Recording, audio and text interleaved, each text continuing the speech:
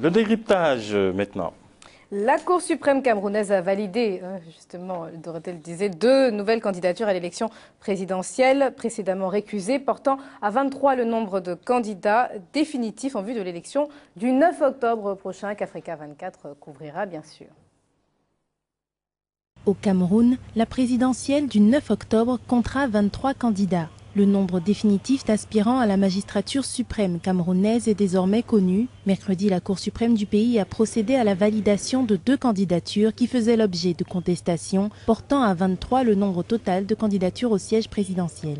Le nombre de candidats initialement retenu le 9 septembre par la Commission élection Cameroun, l'ELECAM, était de 21. L'ELECAM avait rejeté les candidatures d'Anissette Ekane du Mouvement africain pour la nouvelle indépendance et la démocratie, le MANIDEM, et de Daniel Sofoné du Parti socialiste unifié, le PSU, en raison d'une erreur sur leur certificat d'imposition.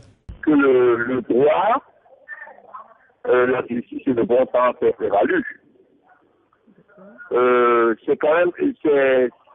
C'est bien que la Cour suprême, agissant en lieu pas du Conseil constitutionnel, ait marqué par cet acte-là, par cette décision, son indépendance vis-à-vis de l'ECAM. Nous sommes quand même persuadés que l'histoire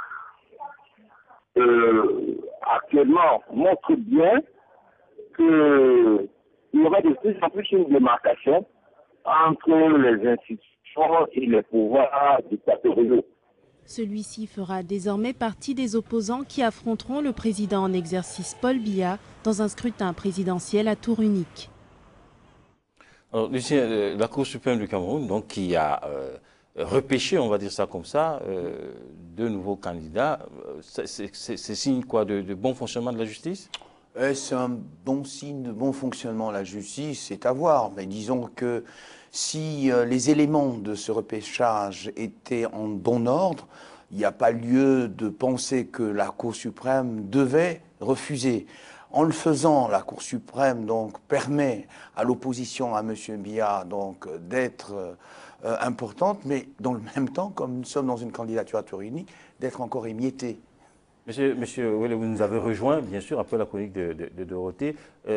Comment vous appréciez le fait que la Cour suprême ait dit, finalement, d'autres candidats méritaient eux aussi d'être en course pour cette présidentielle du Cameroun?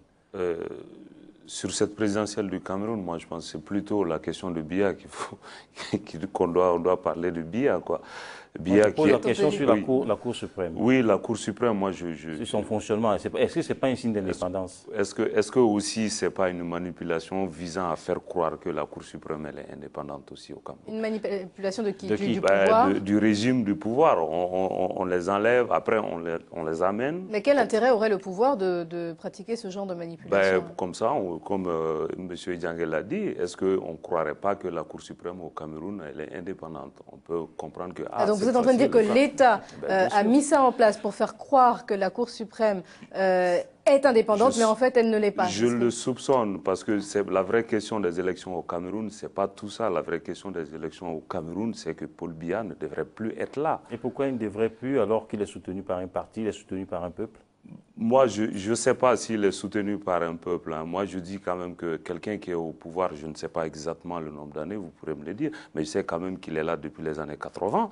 Et depuis 82, exactement. 82. Donc, vous ne pensez pas que pour la vie d'un pays, quand même, il y a d'autres personnes qui peuvent apporter quelque chose et que pour le bien de la démocratie, l'alternance aussi doit être une réalité. Mais Lucien, est-ce qu'on peut refuser à un peuple de porter son choix sur un candidat, fût-il que le candidat a déjà passé 10, 15, 20 ans au pouvoir et que la Constitution le lui permet justement? C'est tout le problème du débat entre la légalité et la légitimité. Légalement, M. Biya, comme tout Camerounais, a le droit, puisqu'il jouit effectivement d'une force mentale, ses droits civiques, de se présenter à l'élection présidentielle. Le problème qui se pose est beaucoup plus, je dirais, sociopolitique, c'est la légitimité de sa énième candidature, compte tenu de son âge, compte tenu des mécanismes d'alternance que l'on aimerait voir se dérouler en Afrique. On peut se poser des questions. Alors, le problème, c'est que M. Biya risque d'être réélu. Pourquoi? Et je réponds à ce que Marie-Angèle disait à propos de la manipulation. Monsieur Ouellet, bon, si je vais dans cette pente-là, si on prend l'hypothèse qu'il y a une manipulation à la Cour suprême, c'est une manipulation voulue, si je prends cette hypothèse. À savoir que plus il y a de candidats, plus l'opposition est émiettée, et plus les chances de réélection dès le premier tour du président Biya sont énormes. Alors, je n'irai pas jusque-là. Mais c'est quand même paradoxal parce que quand il n'y a pas assez de candidatures, on dit qu'il n'y a pas de démocratie. Quand il y a trop de candidatures, on dit qu'il y a risque de manipulation. Alors, justement, Jean-Célestin, le problème qu'il faudra revoir un jour en Afrique, mais là, ça fait l'objet de référendum, est-ce que la pléthore de candidats est un signe de bonne santé, de vitalité démocratique? On peut le penser. Mais au Sénégal, par exemple, un moyen de résoudre ce problème-là a été de lever le montant de la caution qui s'élève, je crois, à 65 millions. Oui, ils l'ont porté à 65 millions. Alors qu'au Cameroun, elle s'élève à 5 millions, 6 millions. À 5 millions. C'est un débat, si vous voulez, là-dessus.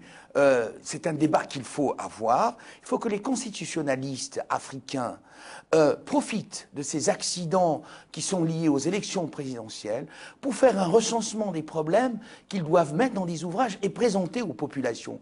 Parce que trop souvent, Sénégal, Cameroun, nous sommes peut-être dans des pays, des contextes différents, mais, comme disait M. Ouellet, nous devons être capables, en fait, de nous inspirer de nos traditions, de nous inspirer de notre démocratie à l'africaine, pour faire en sorte qu'une nouvelle démocratie se mette en place. Mais pour certains Camerounais, le problème vient tout simplement du fait qu'il n'y ait pas un candidat fort qui puisse être face à Paul Biya, quel que soit le nombre de candidats qui sont là après lui. Mais oui, Marie-Angèle. Et donc, vous voyez très bien dans votre remarque, on peut y trouver une réponse. Ben, la réponse est simple.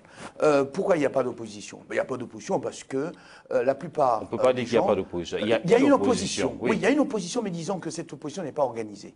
Elle n'est pas organisée. Elle part en ordre dispersé vis-à-vis du candidat du pouvoir. On peut effectivement dire pourquoi elle le fait ainsi. Peut-être parce qu'il y a des négociations que nous ne connaissons pas. Alors, Marie Bédin, un petit clin d'œil maintenant sur l'une des émissions phares de Africa 24. Demain, nous vous proposons l'interview du président Amadou Toumani Touré, le président malien, faite par Constant Némalé dans l'émission Face à nous, dont voici quelques extraits.